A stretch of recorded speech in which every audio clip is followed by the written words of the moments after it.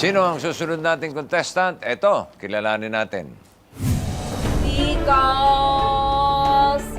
Pingo! Ako po si Diana Alarte Jordan, bagong kasal lang po. Yung mister ko po ay kasalukuyan nasa US. Pareha po kami nasa Army, siya sa US Army, ako naman sa Philippine Army. Pareha din po kami nag-resign para po magkaroon kami ng simpler life, tsaka yung buhay na hindi masyadong time demanding. Pag-usapan namin ng asawa ko na mga 2016 pa kami magbe-baby kasi nagpre-prepare din ako para sa GMAT para makapag-masters din ako at makahanap din ako ng trabaho doon sa US. Bossing, salamat sa pagkakataong makaupo sa hot seat pero pinapangako ko sa inyo na makukuha ko yung 2 milyong piso. Narito na si Diana Alarde Jordan.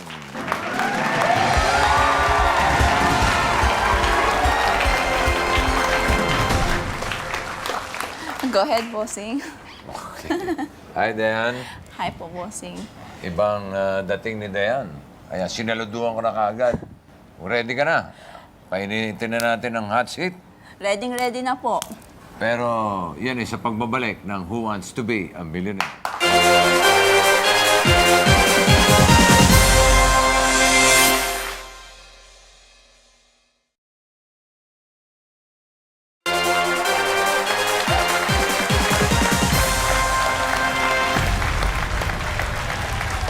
Mga pangarap na maaaring matupad ang hatid sa inyo ng Who Wants to Be a Millionaire. Kasama natin ngayon si Diana Jordan, 33 years old. Si Diane, taga San Jose del Monte, Bulacan, at isang Army officer.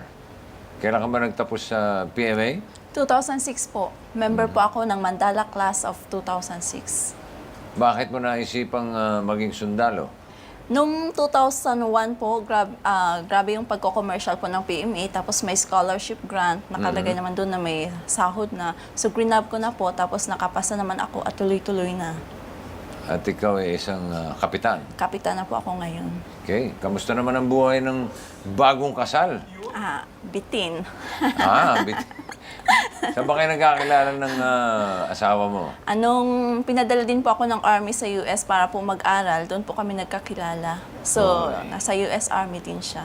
Sino kasama mo ngayon, Diane? Ang kasama ko po yung mama ko po at yung kapatid ko po. Si Mami Luz. Kamusta po kayo? Mabuti naman po. Welcome po. At si Dennis. Ay, kamusta po, bossing? Ilan ba kayo magkakapatid? Tatlo po, bossing. Tatlo. Ah. Okay. Good luck sa laro, Diane, ha? At ito muli ang ating mechanics. 15 multiple choice questions. Kung masasagot mo ang 15 tanong ng tama, meron kang 2 million pesos. 2 money tree sa pwede mong pagpilian. Classic money tree. Andiyan yung tinatawag na safe havens kung saan assured ka ng pera kapag naabot mo ang question 5 at question 10. And of course, kapag question 15 ang maabot mo, milyonarya ka na. 3, ang lifeline sa maaari mong gamitin at any point in the game. Nariyan ang 50-50, people speak, at switch. Kung ang high-risk money tree naman ang iyong pipiliin, isa lang ang iyong safe haven. At yan nasa question number 5. Pero magiging 4 ang iyong mga lifelines at ang dagdag na lifeline ay ang double dip. Tandaan lang na sa ating high-risk format, kapag nagkamali ka after question number 5, automatic na 20,000 pesos ang iyong maiuwi. So, Diane, anong money tree ang gusto mong laruin? Bossing, nasa Army ako eh. So, high risk ako. Aba, dapat. Okay. Let's play Who Wants to Be a Millionaire?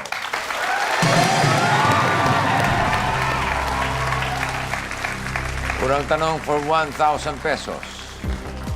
Saan nakasakay ang mga bumbero? A. Ambulance. B. Fire truck. C. Police car. Or D. Dump truck. Ang sagot ko po ay letter B, fire truck, bossing. Is that your final answer? Final answer po.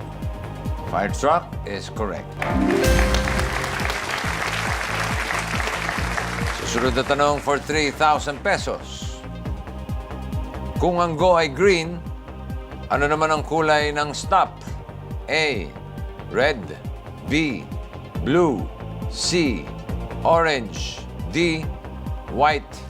Ang sagot ko po ay A, red. Is that your final answer? Final answer, bossing. Red is correct.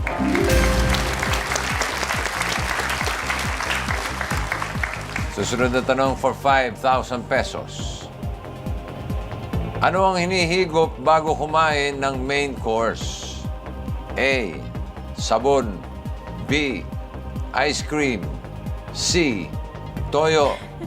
D. Sabaw. Ang sagot ko po ay sabaw, letter D. Is that your final answer? Final answer po. Ayos, meron ko ng 5,000.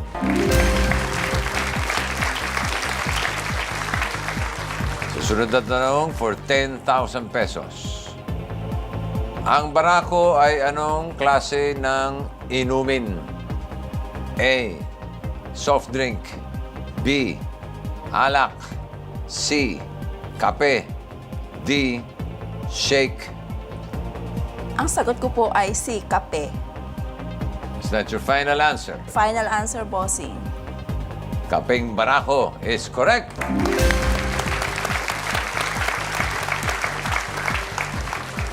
Ito ang kaisa-isang safe haven question mo for 20,000 pesos assured.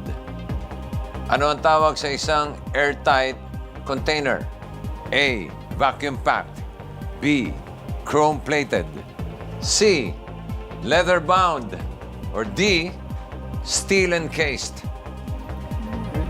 Alam ko kasi yung mga una na ini-issue sa amin is airtight yun eh. Kaya ang sagot ko is A, vacuum packed. Is that your final answer? Final answer, bossing. Vacuum packed is correct. 20,000 pesos. Saludo, saludo.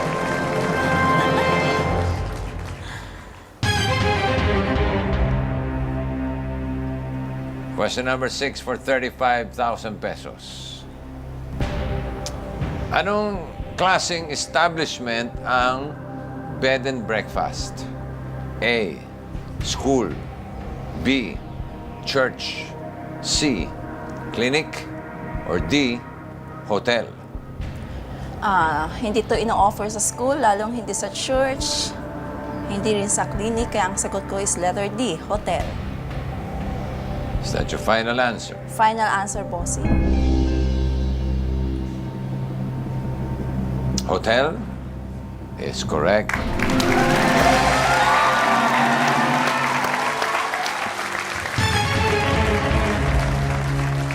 For 50,000 pesos.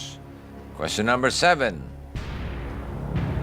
Ano ang tawag sa sukat na doble ng isang radius? A. Diameter. B. Perimeter. C. Hypotenuse. D. Volume. Yung volume po is length times width times height, or depende, yung hypotenuse po is the longest side of the triangle. Yung perimeter po is, yan yung total number ng, total measurement ng kanyang size. So, my answer is diameter. Sa circle. Sigurado ka? Yes, bossing. Is that your final answer? That's my final answer po. Tuloy-tuloy kaya ang pag-atake ni Dayan patungong 2 million pesos. Let's find out when we return dito sa Who Wants to Be a Millionaire?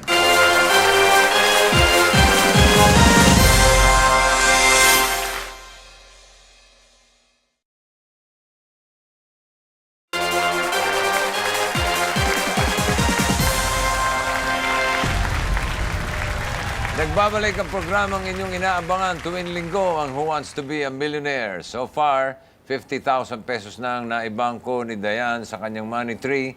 Alamin na natin kung may dagdag pa ito sa tanong na, ano ang tawag sa sukat na doble ng isang radius, diameter, perimeter, hypotenuse, volume. Sinabi niya ay letter A, diameter. And your answer is correct.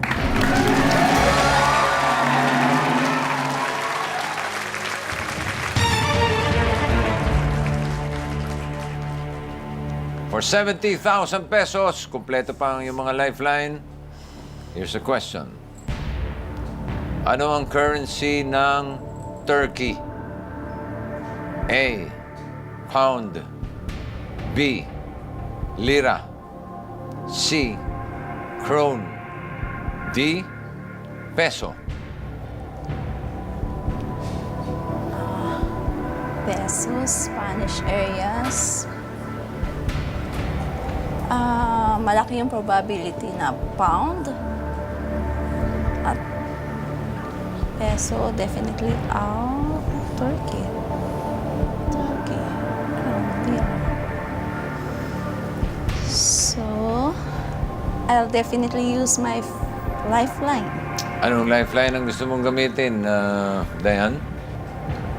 I'll use people speak. People speak.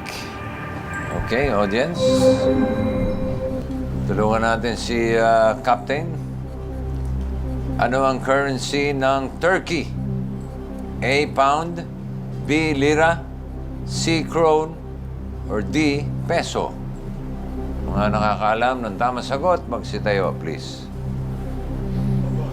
Diyan sa mga nakatayo, pipili ka ng tatlo. Siyempre yung kapatid ko, Dennis. Dennis, dalawa pa. BJ. BJ. One more. Si Amil. And Emil. Yung mga hindi napili, magsiupo na. Thank you. Unahin na natin si Brad. Dennis, Hi, bossing. ano ang currency ng Turkey? Bossing, sa pagkakaalam ko, bossing, lira. Okay. Thank you, Dennis.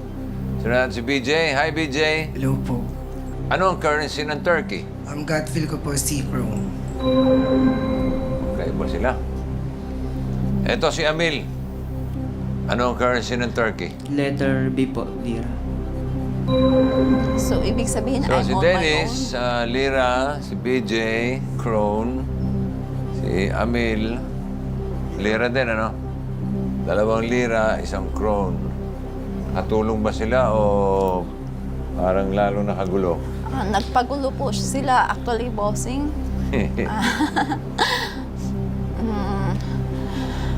I'll use my other lifeline. Which one? Dayan? 50-50 po, bossing. 50-50. Dito na magkakaalaman. Mawawala ang 2 maling sagot. Tingnan mo. Ang natira ay pound at lira. I'll choose letter B. Lira. Yes po, bossing. Is that your final answer? Final answer, bossing.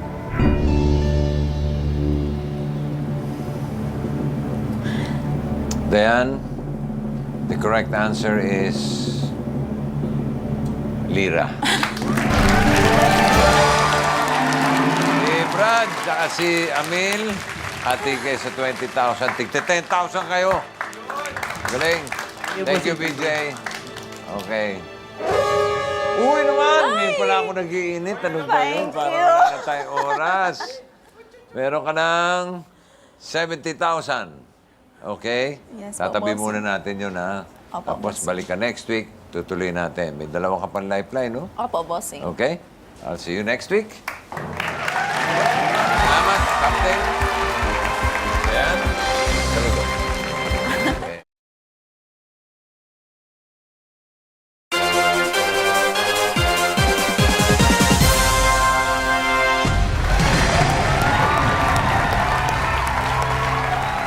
Nasa pangsyam na tanong na tayo at ito ay nagkakalaga ng 100,000 pesos. Anong syudad ang unang nagkaroon ng subway? A. London. B. San Francisco. C. Tokyo. D. Paris. Grabe naman yung salubong sa akin ng tanong. Wala akong idea. Meron pa naman 2 lifeline. Yung switch at yung double dip.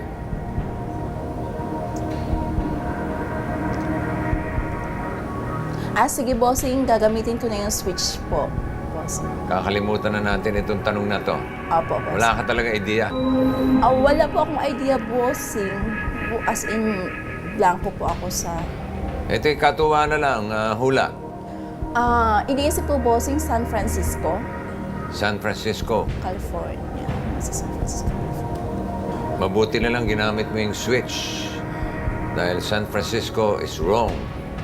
The correct answer is letter A, London. So ito na yung ipapalit ng computer na tanong again for 100,000 pesos. Anong uri ng sea animal ang narwhal? A, river manatee. B, Arctic whale. C, pygmy seal. D, winter flounder. River manatee, Arctic whale, pygmy seal, winter flounder. River manatee, wala, out. I-out ko na siya. Winter flounder.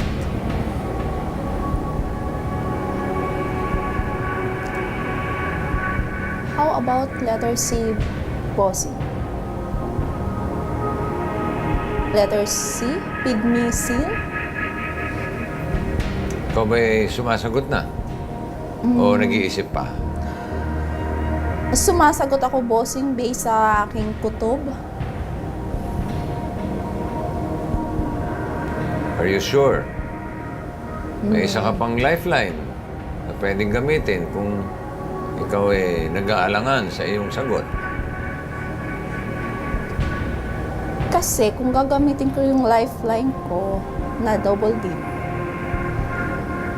wala na talaga akong wala nang backing out yun eh. Yun yung lifeline na do or die. Paalala ko lang sa'yo, Dayan, meron ka ng 70,000, ha? Pag Opo, tama, opo, magiging boss. 100,000. Pag mali, balik ka sa 20,000. Yes, bossing.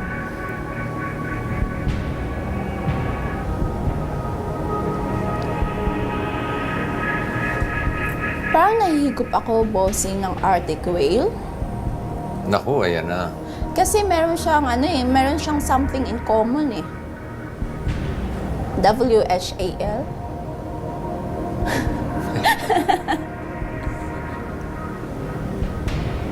Nasa sa'yo yan, Dayan. Gusto mo sumagot? Or gusto mong gamitin yung lifeline mo? Pag ginamit mo yun, sabi mo nga parang do or die na yun. Opo, bossing. Pero parang ganun din na naman pagka sumagot ka at hindi ka sigurado sa iyong sagot.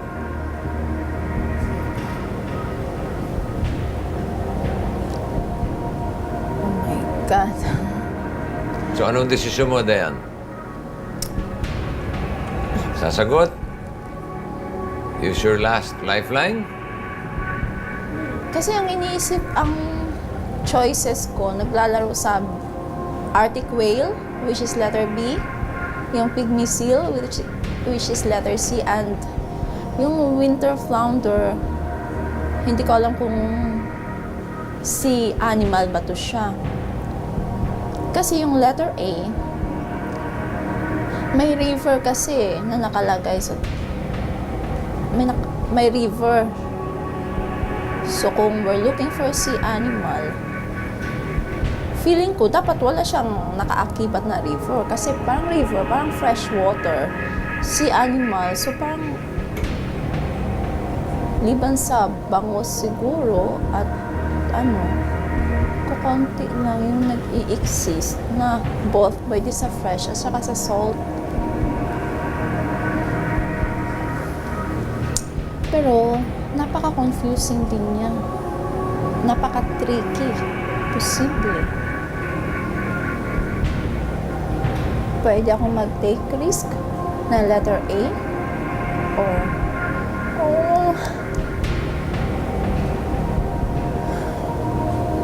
Pag desisyonan mo, Sasagot ka for 100,000 or 20,000. Gagamitin mo yung huli mong lifeline. May dalawang chance kang sumagot.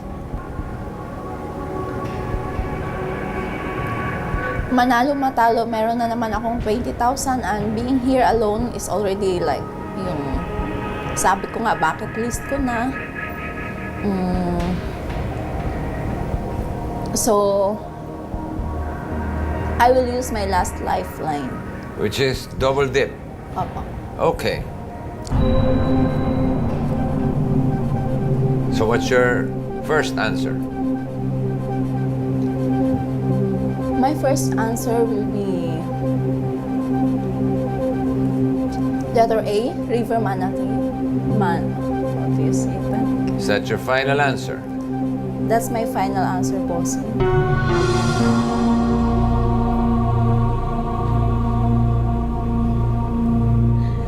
Your answer is wrong. This is your last chance for 100,000 or 20,000. What's your second answer?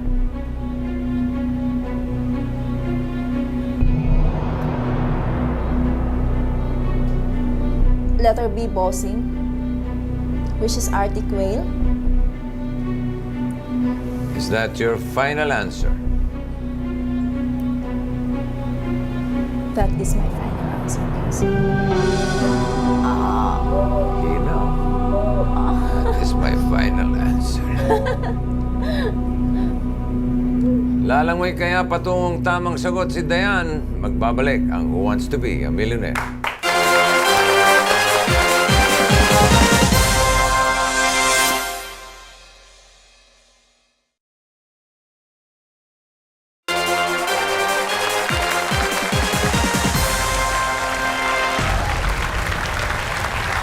Patuloy ang pagsabog ng saya at pera dito sa Who Wants to Be a Millionaire. 70,000 pesos pa rin ang laman ng kaba ni Dayan. Patuloy pa ba ang kanyang pagangat sa tanong na, anong uri ng sea animal ang narwhal? Ginamit niya ang kanyang huling lifeline, ang double dip. Ang unang sinagot niya ay letter A, River Manatee, at mali.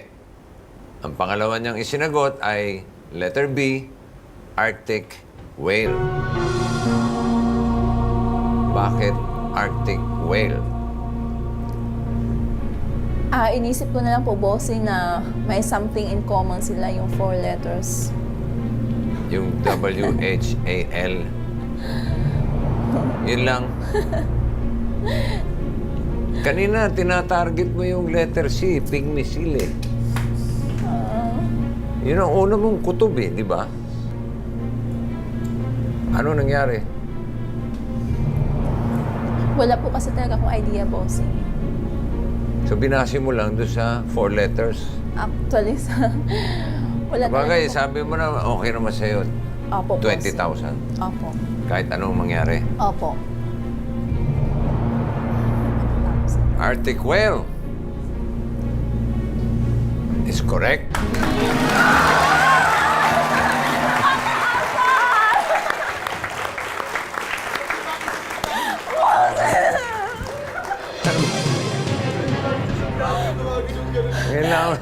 Ngayon lang ako nakakita ng sundalo.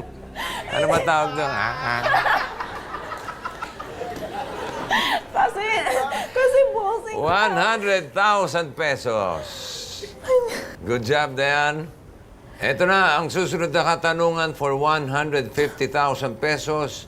Unfortunately, wala ka ng lifeline. Pero magaling ka naman maglupasay, kaya diretso na tayo. Ito yung tanong. Sa Greek mythology, sino ang goddess of the home? A. Gaia. B. Hera. C. Rhea. D. Hestia. Parang walang Greek goddess na known na name niya is Gaia. Si Hera, ito yung asawa ni Zeus. So kung goddess of the home siya, kung si Zeus kasi yung father, kumbaga, kasi si Hera, ito si Juno, ba? Siya yung mother ng lahat. Rhea, parang rabing alcohol. Hestia, parang so far wala rin namang Hestia, tsaka parang kung meron ng mga goddesses na name yung Gaia or Hestia, hindi siya masyadong known. Tsaka Rhea. So si Hera kasi is siya yung asawa ni Zeus. At si Zeus yung kumbaga siya yung pinaka-head ng Olympus.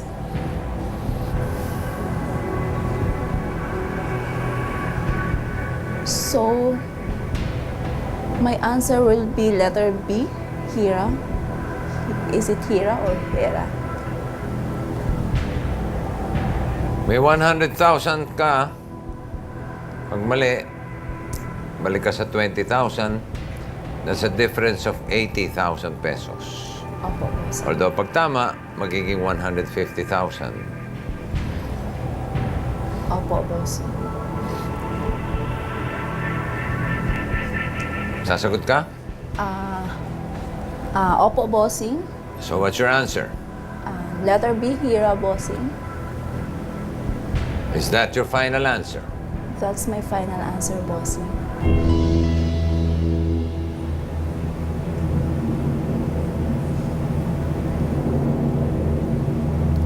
Gaia. Mali. Kung yun ang sinagot mo. Rhea. Sabi mo nga, parang alcohol lang yan, di ba? Hera is not correct. Oh, Sorry. The correct answer is letter D. Hestia.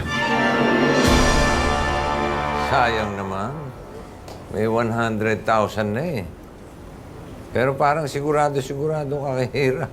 oo nga, bossing. Hindi kaya nahiro ka lang. Ano. Hindi. Parang siya kasi yung asawa talaga ni... Hera is the goddess of marriage. Okay? Ang goddess of the home is Hestia. Pero sabi mo nga kanina, okay na sa 20,000, di ba? At least, I'm sure nag-enjoy ka naman. Opo, bossing. And wish lang kita na good luck sa iyong tatahaking daan sa buhay. Ang pagiging butihing May bahay. Congratulations, Salamat po, Dayan. bossing.